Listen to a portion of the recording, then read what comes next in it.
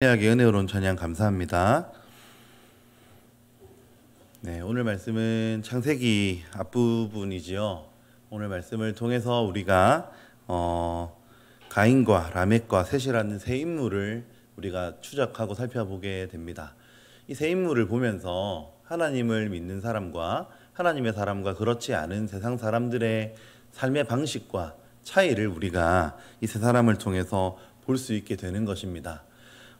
이 세 사람의 차이는요, 어디에서부터 비롯이 되냐면, 자기 마음속에 하나님을 모시고 하나님 중심으로 살아가는 사람인가, 그렇지 않으면 세상을 중심으로 살아가는 사람인가로서 이 부류들이 결정이 됩니다. 여러분, 우리가 교회에 나오고 예배를 드리고 있지만 세상 중심으로 살아간다고 한다면 오늘 말씀에 따르면 세상을 따라가는 사람일 것이고, 그렇지 않고 하나님 중심의 삶을 살아간다고 한다면 하나님 중심으로 살아가는 사람이 되겠지요. 오늘 말씀을 통해서 각기 다른 세 부류의 사람을 통해서 우리가 오늘 어떻게 살아야 할지를 마음에 새기는 우리 모두가 되었으면 좋겠습니다.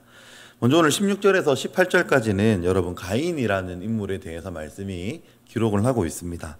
여러분 가인은 여러분들이 기억하시는 대로 어떤 사람입니까? 아담과 하와의 첫 번째 아들이지요. 이 가인에게는 동생 아벨이 있었는데 가인이 아벨을 쳐서 죽이는 사건이 벌어지고 말았습니다. 가인은 아벨을 왜 죽였습니까?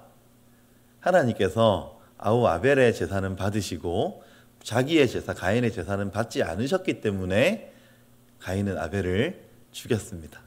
여러분, 우리가 여기에서 알 수 있는 가인의 참 모습은 어떠한 모습입니까? 예배는 하나님께 올려드리는 것인데, 그죠? 예배를 드리고 있는 사람이었지만 그 예배를 드리는, 예배를 받으시는 하나님이 본인의 예배를 받지 않는다고 가인은 분을 내고 성을 내고 동생을 죽였습니다. 가인에게서 발견할 수 있는 죄의 가장 특징적인 모습은 바로 자기 중심성이라고 하는 죄입니다. 예배를 받으시는 하나님이 중요한 것이 아니라 어떻게 내가 예배 드렸는데 하나님 내 예배를 받지 않으실 수 있는가 하고 화를 내는, 하나님보다 자기가 중요한, 예배를 받으시는 하나님보다 자기의 기분이 중요하고 예배를 함께 올려드렸던 자기의 아우보다 자기가 더 중요했던 사람이 바로 이 가인이라고 하는 인물이잖아요. 여러분, 이 가인이 여호와 앞에 있었지만 하나님을 떠나게 되었습니다.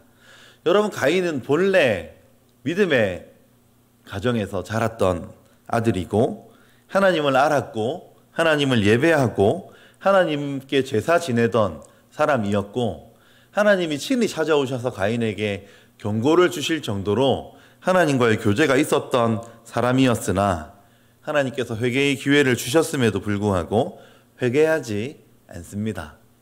하나님께서 가인에게 주셨던 벌들이 내가 지기에 너무 무겁다고 불평하고 하나님과 관계없이 유리방황하는 삶을 살아가게 됩니다.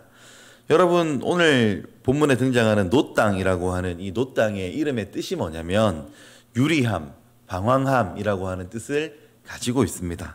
정착하지 못하고 안식과 쉼을 찾아 헤매지만 안식과 쉼을 얻지 못하고 외로움과 갈망으로 방황하고 최후를 맞이하는 그런 삶을 살아갔던 인물이 바로 이 가인이라고 하는 인물이죠. 여러분, 이 가인이요, 이렇게 하나님 앞을 떠나서 유리방황하는 삶을 살았는데 가인 또 한 일이 있어요. 가인이 오늘 본문에 보니까 무슨 일을 했습니까? 열심히 한 일이 있는데 가인이 했던 일은 성을 쌓는 일이었습니다. 성을 쌓았습니다. 성을. 여러분, 이 성을 왜 쌓았겠습니까? 가인은 지금 마음에 불안함이 있습니다. 하나님이 자기에 대한 보호를 철회하셨기 때문에 언제 어떻게 자기가 어려움에 처할지 알 수 없습니다. 성을 쌓는 것입니다. 우리나라에도 성들이 많죠. 제가 우리 교회 뒷산에도 이제 가끔 올라가 보면, 비음산 가보면 거기에도 옛 성터들이 있더라고요. 옛날에 성을 쌓았던 그 돌무더기들이 무너져 내려가지고 과거에 이곳이 성이었겠다 하는 곳들이 있던데, 여러분, 성은 왜 쌓고 왜 짓는 것입니까? 그 성을 쌓으면 좀 안전해질까 싶어서 짓는 것이 성이잖아요. 그죠? 외세의 침입을 막고 그 안에서 안전해지기 위해서 성을 쌓습니다. 가인이 성을 쌓았던 이유도 그와 비슷했을 것 같아요. 하나님 없이도 내가 안전한 삶을 살아보리라.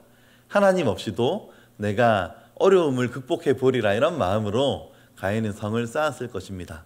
근데 여러분, 오늘 이 방황하다 성을 쌓았는데요, 원문으로 보면 성을 쌓는다는 이 동사, 이 단어가요, 미완료 시제입니다. 성을 쌓기는 쌓는데요, 끝이 없는 겁니다. 쌓다가 다 쌓지 못하고 죽습니다. 성만 쌓다가 죽는 것입니다. 성이 완성되지 않았기 때문에, 성만 쌓다가 죽었기 때문에 그 가인에게 있어서 마음의 안식이 있었겠습니까? 마음의 평안이 있었겠습니까? 마음의 안식과 평안이 전혀 없었겠죠. 하나님을 떠나서 살아가는 사람들의 삶의 모습이 그와 같습니다. 여러분, 불안한 것입니다. 앞날이 예측되지 않기 때문에, 앞날이 우리가 알 수 없기 때문에 마음이 불안해서 자꾸 무엇인가를 쌓습니다. 착하게 살아서 공덕을 쌓아 보기도 하고, 여러 가지 돈을 준비해서 내 노후를 좀 대비해 보려고 하기도 하고, 이렇게 저렇게 준비를 해 나가는 것입니다. 성을 쌓는 것입니다. 그런데 여러분, 하나님이 없는 그 성이 자기를 지켜주지 못하는 것입니다. 가인은 그렇게 성만 쌓다가 죽는 인생을 살아가 버리고 말았습니다. 두 번째로 등장하는 인물은 이 라멕이라고 하는 인물입니다. 여러분, 이 라멕은요, 오늘 본문에서 가장 분량이 많이 등장하는 인물이죠. 이 라멕, 정말로 가인 가문의 상징적인 인물입니다. 이 셋의 가문과 대조가 되고, 여러분이 창세기를 꾸준히 읽어 나가시면 여러분, 에덴 동산 이후에, 에덴 동산에서 아담과 하와가 이제 자기 중심성을 가지고 하나님 하지 말라는 선악과를 먹고 나서 에덴 동산에서 쫓김을 당한 이후에 창세기 전체의 흐름이 그렇습니다. 하나님의 자녀들과 하나님을 믿지 않는 세상의 자녀들이 대비되어서 창세기 50장까지 계속해서 이어지는 것입니다. 창세기에 등장하는 여러 족보들도 그런 역할들을 하고요. 아무튼 이 라멕은 가인 가문의 상징적인 인물인데, 너무너무 이 라멕은 탁월한 인물이었어요. 라멕이 그 당시 세상 사람들이 볼 때는 우와, 이렇게 감탄할 수 있을 만한 탁월한 인물이었습니다. 첫째로 어디에서 알 수 있습니까? 여러분, 이 라멕은요, 너무너무 대단하게도 아내를 둘이나 거느렸습니다.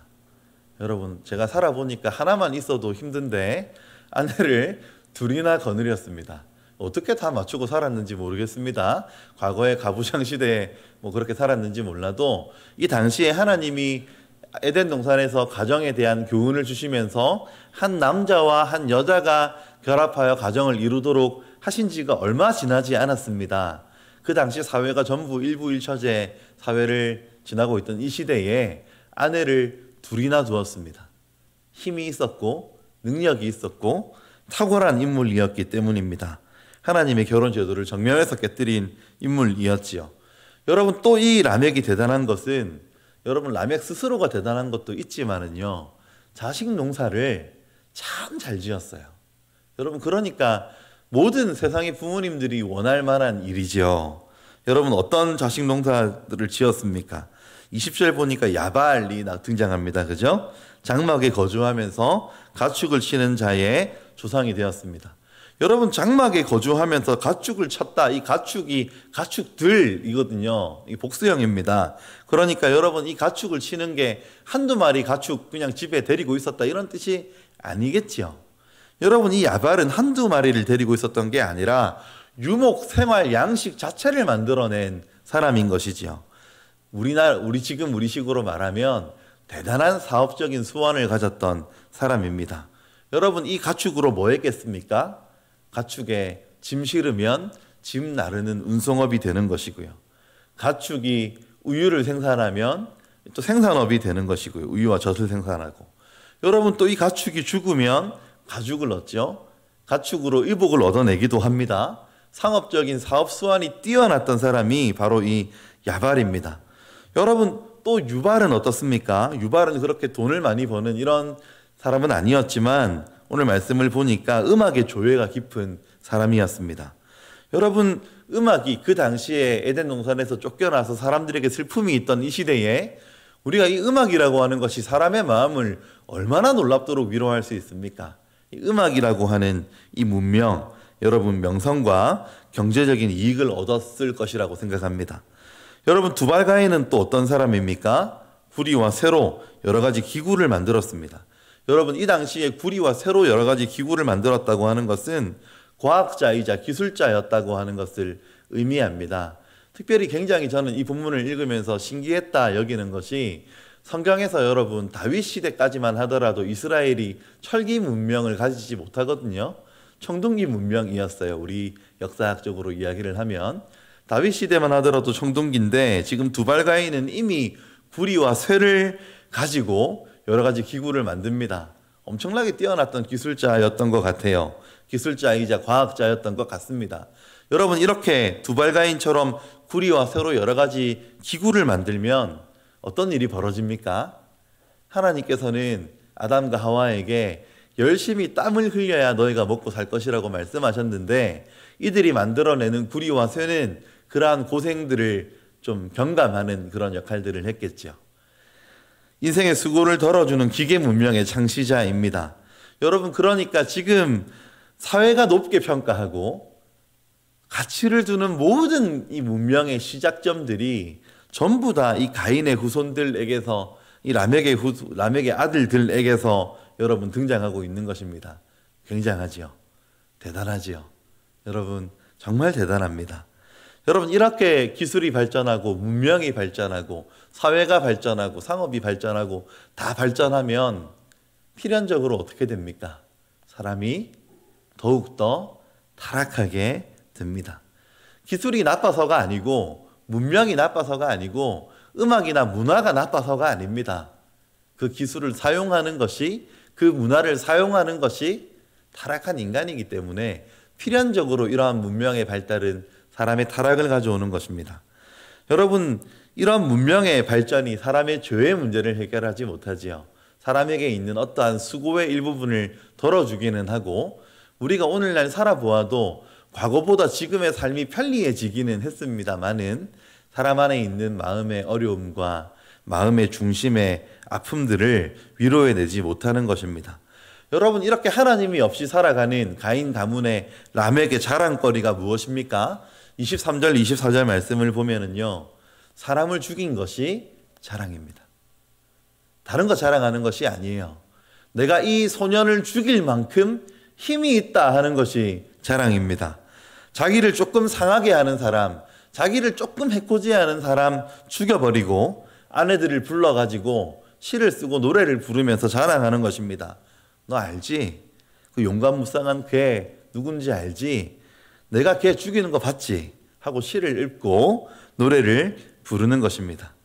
여러분 이렇게 훌륭한 아들들을 주었는데 아이고 우리 첫째 아들이 이렇게 잘났고 둘째 아들이 이렇게 잘났고 이렇게 자랑하고 노래했어도 좀 그렇다 생각할 텐데 원래 우리 자식 자랑하려면 500원 내고 자랑해야 되잖아요. 그런 것처럼 좀 그렇다 할 텐데 지금 라멕의 자랑거리는 자식 자랑도 아니에요. 아이 죽인 게 자랑이라고요. 여러분 사람을 죽인 게 자랑입니다.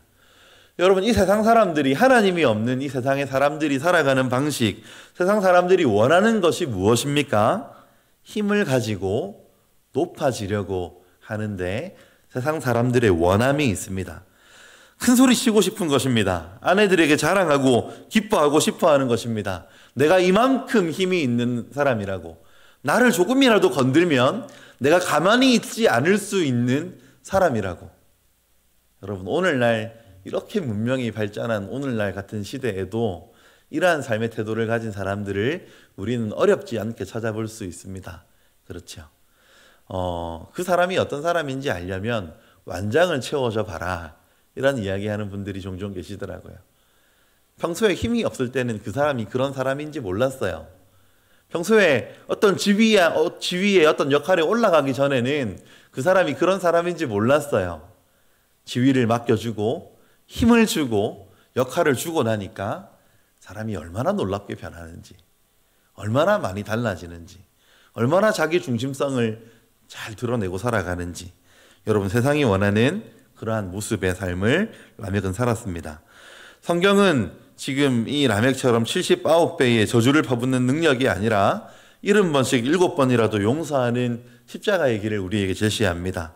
여러분, 우리는 믿는 사람들은 이 땅에서의 힘, 이 땅에서의 능력, 이 땅에서의 재능을 숭상하지 않는 것이죠. 마지막으로 우리가 살펴볼 인물은 셋입니다. 25절, 26절에 등장하고 있습니다. 가인에 의해서 아벨이 죽으니까 하나님이 새로운 씨, 셋을 주심으로 새로운 일을 행하십니다. 셋이 에노스를 낳았고 셋의 후손 이 에노스 때로부터 사람들이 여호와의 이름을 부르기 시작합니다. 여러분, 우리 기독교가요, 이때까지 해왔던 방식을 보면 제가 어렸을 때 자랄 때 들었던 목사님들의 설교를 가만히 곰곰이 생각해 보아도 여러분, 그런 설교들을 많이 들었어요. 다니엘 같은 사람이 되어라, 요셉 같은 사람이 되어라, 세상의 고지를 점령해서 세상의 요직을 점령해서 기독교가 얼마나 뛰어난지를 보여라. 공부를 잘하면 하나님께 영광을 올려드릴 수 있고, 그렇기 때문에 제가 정말 충격적으로 읽었던 책 제목 중에 신앙이 좋으면 공부도 잘한다, 이런 책이 있었어요. 과거에 제가 읽었던 책 중에. 우리나라 기독교의 일종의 문화였던 것 같습니다. 교회 청년들, 교회 학생들을 야발처럼 만들고 유발처럼 만들고 두발가인처럼 만들어서 힘을 가지게 만들고 이 땅을 섬기고 사회를 섬기고 세상을 섬겨라. 그렇게 높은 자리를 차지하고 많은 힘을 가지면 얼마나 우리의 전도에 힘이 생길 것이고 얼마나 우리의 영향력에 힘이 생길 것인가.